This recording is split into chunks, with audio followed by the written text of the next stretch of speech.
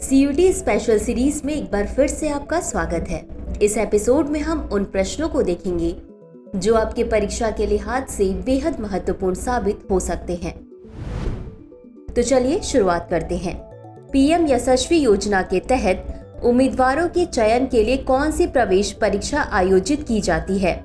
ए. JEE Main, B. YET यानी Yashasvi entrance test, C. NEET, D. CUET. इस प्रश्न का सही उत्तर है विकल्प बी, येट। चलिए देखते हैं इसके विश्लेषण को। पीएम यशस्वी योजना के तहत उम्मीदवारों का चयन करने के लिए सामाजिक न्याय और अधिकारिता मंत्रालय के तहत राष्ट्रीय परीक्षण एजेंसी यानी एनटीए द्वारा यशस्वी प्रवेश परीक्षा आयोजित की जाती है। अगला प्रश्न है, ऑक्सफैम की रिपोर्ट के अनुसार कितने प्रतिशत देशों ने शिक्षा, स्वास्थ्य और सामाजिक सुरक्षा में निवेश में कटौती की है? ए. 64%, बी. 81%, सी. 84% या डी. 90%। इस प्रश्न का सही उत्तर है विकल्प सी, 84%। चलिए देखते हैं इसके विश्लेषण को। रिपोर्ट में कहा गया है कि 84% देशों ने शिक्षा, स्वास्थ्य और सामाजिक सुरक्षा में निवेश में कटौती की है, जिससे असमानता और बढ़ रही है। अगला प्रश्न है, यूएनईपी उत्सर्जन अंतर रिपोर्ट 2024 के अनुसार वर्तमान राष्ट्रीय स्तर पर निर्धारित योगदान यानी एनडीसीज के आधार पर इस सदी के अंत तक अनुमानित वैश्विक तापमान वृद्धि क्या है? ए. 2.6 से 2.8 degree Celsius, B. 1.5 degree Celsius, C. 3.1 degree Celsius या डी. 2.0 degree Celsius. इस प्रश्न का सही उत्तर है विकल्प ए, 2.6 से 2.8 डिग्री सेल्सियस। चलिए देखते हैं इसके विश्लेषण को। रिपोर्ट में कहा गया है कि वर्तमान राष्ट्रीय स्तर पर निर्धारित योगदान के साथ दुनिया इस सदी के अंत तक 2.6 से 2.8 डिग्री सेल्सियस की वैश्विक तापमान वृद्धि की ओर बढ़ रही है, जो पेरिस समझौते के लक्ष्यों से काफी अधिक है। अगला प्रश्न है, भारत के अंतरिक्ष क्षेत्र के लिए 1000 करोड़ रुपए के उद्यम पूंजी कोष का प्रबंधन कौन से संगठन संयुक्त रूप से करेंगे? ए. आरबीआई और नाबार्ड, बी. एसबीआई और सिडबी, सी. सेबी और आरबीआई, डी. इसरो और एसबीआई। इस प्रश्न का सही उत्तर है विकल्प बी, एसबीआई और सिडबी। चलिए देखते हैं इसके विश्लेषण को। उद्यम पूंजी कोष का प्रबंधन भारतीय लघु उद्योग विकास बैंक यानी सिडबी और भारतीय स्टेट बैंक यानी एसबीआई द्वारा संयुक्त रूप से किया जाएगा, जिससे पेशेवर प्रबंधन और निगरानी सुनिश्चित होगी।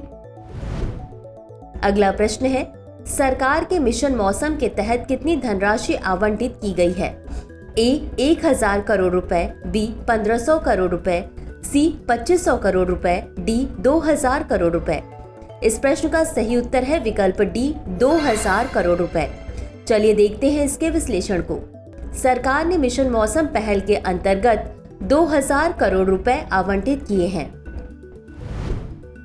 अगला प्रश्न है, 17वां शहरी गतिशीलता भारत सम्मेलन और प्रदर्शनी कहां आयोजित किया जा रहा है? ए. नई दिल्ली, बी. गांधीनगर, सी. मुंबई, डी. बेंगलुरु। इस प्रश्न का सही उत्तर है विकल्प बी, गांधीनगर। चलिए देखते हैं इसके विश्लेषण को। 17वां शहरी गतिशीलता भारत सम्मेलन और प्रदर्शनी गुजरात के गांधीनगर में महात्मा मंदिर में आयोजित की जा रही है। अगला प्रश्न है, भारत और जर्मनी के बीच अंतर सरकारी परामर्श यानी आईजीसी प्रारूप कब शुरू किया गया? ए. 2011, बी. 2005, सी. 2015, डी. 2020। इस प्रश्न का सही उत्तर है विकल्प ए, 2011। चलिए देखते हैं इसके विश्लेषण को। भारत और जर्मनी के बीच अंतर सरकारी परामर्श यानी आईजीसी प्रारूप वर्ष 2011 में शुरू किया गया था, जिससे कैबिनेट स्तर पर व्यापक समीक्षा और सहयोग के नए क्षेत्रों की अनुमति मिली। अगला प्रश्न है, भारत के 21वें मुख्य न्यायाधीश यानी सीजेआई कौन होंगे? ए. न्यायमूर्ति डी.वाई. चंद्रचूड़, बी. न्यायमूर्ति संजीव खन्ना, सी. न्यायमूर्ति अर्जुन राम मेघवाल, डी. न्यायमूर्ति एन.वी. रमना। इस प्रश्न का सही उत्तर है विकल्प बी, न्यायमूर्ति संजीव खन्ना। चलिए देखते हैं इसके विश्लेषण को। न्यायमूर्ति संजीव खन्ना को भारत के 21वें मुख्य न्यायाधीश के रूप में नियुक्त किया गया है और वे 11 नवंबर 2024 को पदभार ग्रहण करेंगे। अगला प्रश्न है, मानस राष्ट्रीय उद्यान में पहली बार किस प्रजाति की तस्वीर ली गई है?